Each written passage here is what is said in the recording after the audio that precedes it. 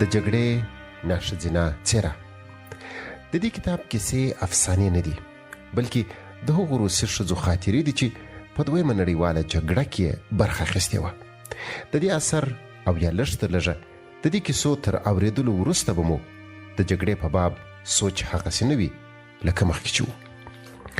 دا تاریخي خو په ضمن کې هنري کتاب روسي لیکوالي او د نوبل جایزې ګټونکي سویتلانا الکسیویچ لیکلی دی. پښتو ژبې ته ښاغلي جبار فراز ژباړلی دی. دې برخې ته ښه راغلاست. زه احمدشاه پاڅون یم.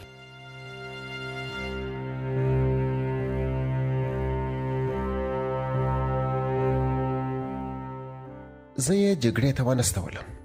تازه 14 کلنه سوی وم. 11 کلنۍ ته مې ډېر وخت پاته و، مګر زموږ په سیمه کې یوه نرسه واخیسته او د تګ امر یې ورته ولیږه.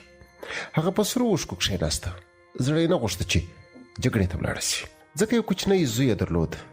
له دې پرته بل هېڅوک نه و چې پالنه یې وکړي. زه د اظهاراتو څانګې ته ورغلم او ورته ومې ویل د دې پر ځای ما واخلئ.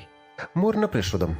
راته ویې ویل نینا ته له خپله عمره خبره یې، د خولې دې د مور د شیدو بوی ځي، جګړه هم ژر ختمېږي. مور ده که نه. سرتیرو مې ډېر خیال ساتئ. اکثر به یو ټوټه وچه ډوډۍ او لږ بوره راکوله. چا به په یو شي او چا په بل شي نازولم. یو ورځ خبره نه وم چې شاته مې هوان پروت دی. یو دم یې فیرونه شروع کړل. له هر ډز سره به یو لوی ویرونکی غړمب سو. چار چاپېره مې همدا غړمباوې وې. په ټولو شیانو اورونه بلول. زه چې له یوې خوا دې پیښې هیجاني کړې او له بلې خوا غړمبارې او اورونو ترهولې وم، له ډېرې وارخطایي یو کوچني ډب ته ورولوېدم او خولۍ مې له سره په هوا سوه. سرتیر را باندې وخندل او راته ویې ویل څه خبره ده نیونچکا، څه در وسول؟ لاس په لاس جګړې دا څه ډول جنګونه ول؟ د ماتېدو اوازونه مې تر اوسه په یاد دي. له لاس په لاس کېدنې سره جوخت د ماتېدو غږ اوچتېږي، کړپندوکې ماتېږي او د انساني هډوکو خرپا خیږي. له هرې خوا ځناور ډوله چغې اورېدل کېږي.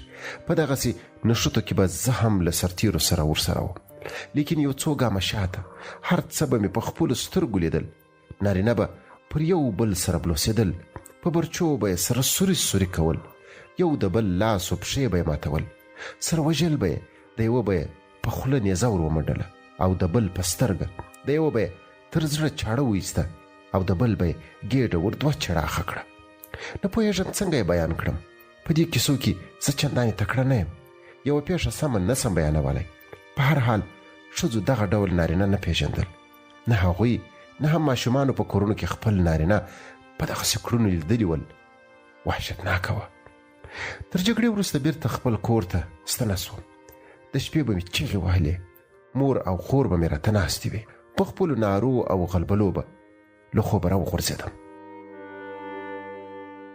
نینا ولادیمیرونا کویلونوپا، بریدمله د مځکنیو ځواکونو د ټولۍ د روغتیایي چارو مسؤله.